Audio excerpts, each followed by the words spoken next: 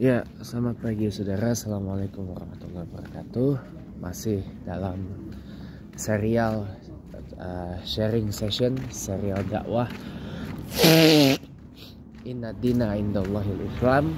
Tadi maaf, bukan bagian ke-8, ternyata bagian ke-7. Ini baru bagian ke-8 ya. Kita lanjutkan lagi dakwah Inna dina indallahil Islam ini. Sengaja saya buat berbagian-bagian ya, karena memang penting. Nanti saya jelaskan alasannya mengapa. Tapi kita sambung dulu ya. Yang tadi kita terputus di bagian masalah otomatis sholat ya. Ketika saya menyampaikan tadi, pasti kan orang banyak yang mengatakan ya wajar lah kita kalau sholat otomatis gitu loh. Karena sholat itu kan kewajiban. Oke. Itu argumentasi umum.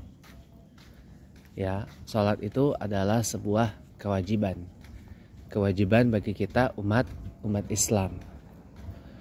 Nah, tapi pendapat seperti itu cenderung kurang begitu disepakati oleh para sufi.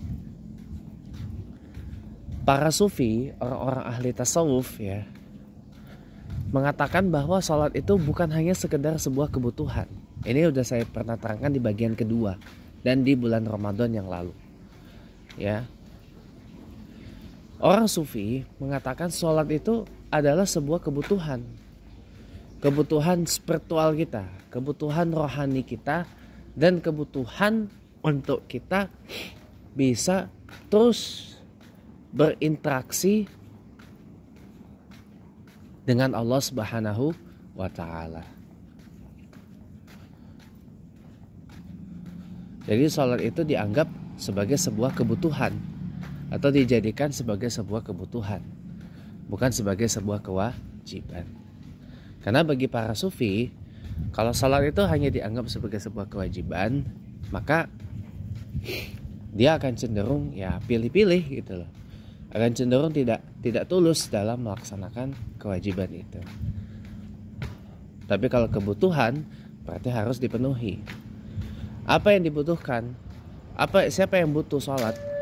Kita, rohani kita, jiwa kita, yang membutuhkan yang namanya sholat.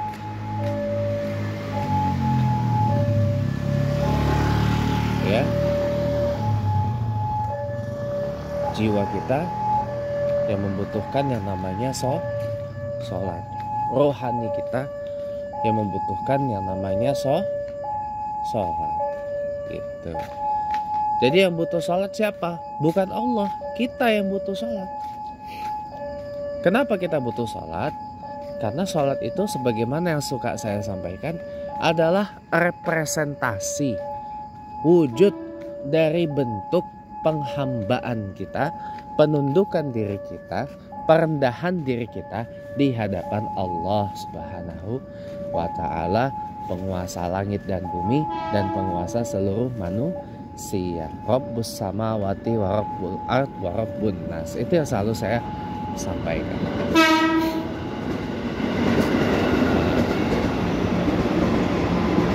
Karena itu jangan hanya sekedar kita menjadikan sholat itu sebagai sebuah kewajiban.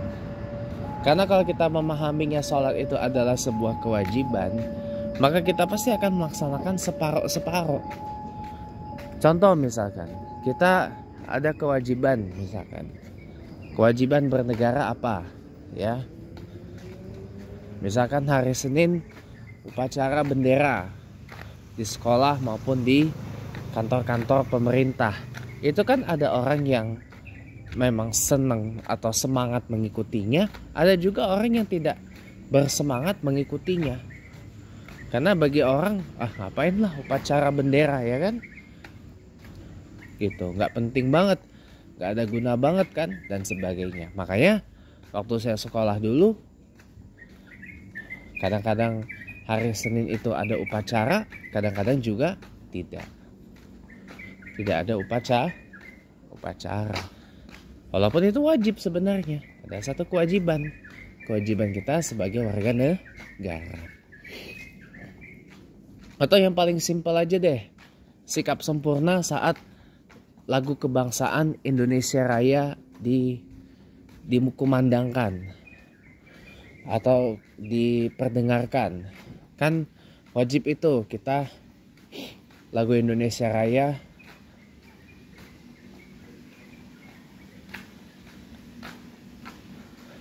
sikap sempurna itu dilakukan untuk menghormati lagu kebangsaan. Tapi buktinya masih ada aja tuh yang ketika nyanyi lagu Indonesia Raya bercerita sana sini, wah gitu kan. Bahkan ada yang mau ngobrol, ya, bercerita asik bincang ini itu, wah gitu. Padahal lagi diputar lagu kebangsaan, lagu Indonesia Raya ya kan, dimana kita wajib hukumnya untuk sikap sempurna. Ada lagi kewajiban kita diam dan untuk mendengarkan ayat-ayat Al-Quran. Ada ayatnya. Barang siapa ketika diperdengarkan ayat-ayat Al-Quran, maka hendaklah dia diam dan dengarkan. Itu wajib. Tapi pada kenyataannya tidak semua orang itu melakukannya. Ketika ayat Al-Quran dilantunkan, dikumandangkan, dimusabakahkan, ya, ada orang masih banyak ngobrol, ngomong ini itu, wah ya. Orang masih banyak bercerita sana sini, wah gitu kan, ya. Padahal yang memusabakahkan ayat Quran uratnya sampai keluar ya. Itu namanya kewajiban. Kewajiban itu ada kecenderungan orang tidak melaksanakan dengan sepenuh hati. Ada kecenderungannya. Tapi kalau kebutuhan, pasti orang akan berlomba-lomba memenuhinya. Itu bedanya. Jadi kalau orang masih menganggap sholat itu sebagai sebuah kewajiban, orang akan cenderung tidak maksimal dalam melakukannya. Karena orang menganggap sholat itu sebagai sebuah beban. Ya. Lah, sekarang gini aja. Kalau saya yang katakanlah saya mentafsirkan saya ini kalau sholat ini otomatis gitu ya. Ada orang yang tidak otomatis sholat. Kenapa? Karena orang merasa tidak perlu, tidak butuh sholat. Ya, kalau orang masih menganggap sholat itu sebagai sebuah kewajiban. Ya. Karena orang masih banyak yang merasa saya tidak butuh sholat. Nggak butuh saya. Kenapa? Ya. Kalau saya banyak orang yang sholat hidupnya begitu-gitu aja.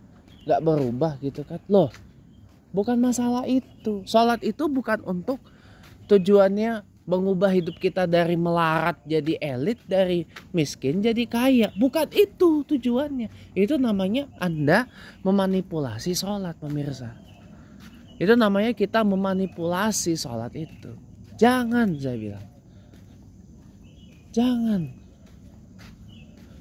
Nggak boleh itu. Ya. Jadi ini sekaligus membantah juga kalau otomatis cuma makan doang.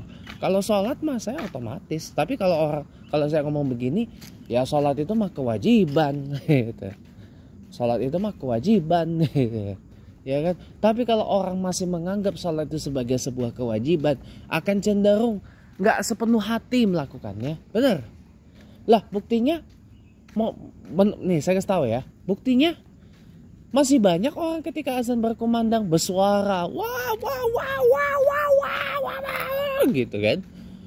Azan masih banyak yang bersuara. Ya, diajak sholat ya kan, ogah-ogahan. Ini saya alami sendiri teman-teman. Diajak sholat, ogah-ogahan. Entar-taran aja lah sholatnya gitu kan. Di rumah atau apa gitu ya. Entar-taran aja. Kenapa? Orang menganggap sholat sebagai kewajiban ditafsirkan sebagai beban.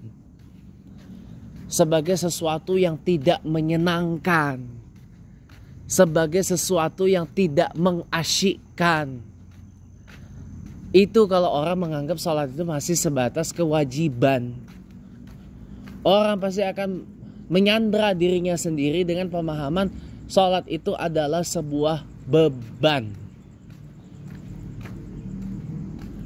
Apalagi di Indonesia. Kalau kata Mohtar Lubis, orang Indonesia ini paling banyak yang males untuk bertanggung jawab. Sholat itu kan adalah sebuah pertanggungjawaban juga. Pertanggungjawaban atas penghambaan kita, bukti penghambaan kita kepada Allah Subhanahu wa ta'ala. Nah, orang yang otomatis sholat ketika, jangankan pada saat azan berkumandang dia gegas ambil air wudhu. Dari sebelum sholat sudah menyiapkan diri, gegas ambil air wudhu, gegas persiapkan diri untuk sholat. Itu menandakan orang itu sholat itu bukan lagi sebuah kewajiban, tapi sebuah kebutuhan. Sebagai sebuah apa? Sebagai sebuah keharusan untuk dilakukan. Sebagai sebuah kebutuhan lah intinya itu. Karena kita butuh sholat. Kenapa? Ya karena kita butuh Allah. Kita butuh kan? Kita butuh pertolongan dari Allah. Kita butuh hidayah dari Allah. Kita butuh petunjuk dari Allah. Kita butuh taufik dan inayah dari Allah. Kita butuh wasilah dari Allah. Ya? Karena kalau sholat tidak dijadikan sebagai sebuah kebutuhan, pasti akan bagaimana caranya kebutuhan itu terpenuhi. Sama halnya kayak kita butuh uang, kita butuh duit untuk hidup. Misalkan, ini mindset umum aja. Kita butuh uang untuk hidup. Pasti kita akan berupaya sedemikian rupa gimana caranya biar bisa dapat uang. Biar kita bisa dapat duit. Pasti itu. Itu pasti akan terjadi. Pasti akan dilakukan. Pasti. Pasti. Sangat amat pasti. Ya, kenapa? Kita menjadikan uang itu sebagai sebuah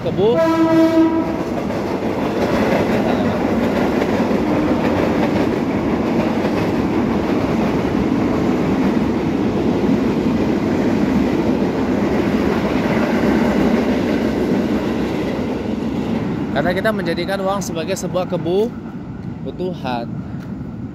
Sebagai sebuah kebutuhan, maka kita akan pasti mati-matian bagaimana caranya agar kita bisa mendapatkan uang untuk memenuhi kebutuhan hidup kita. Itu sudah hukum alam naturnya seperti itu.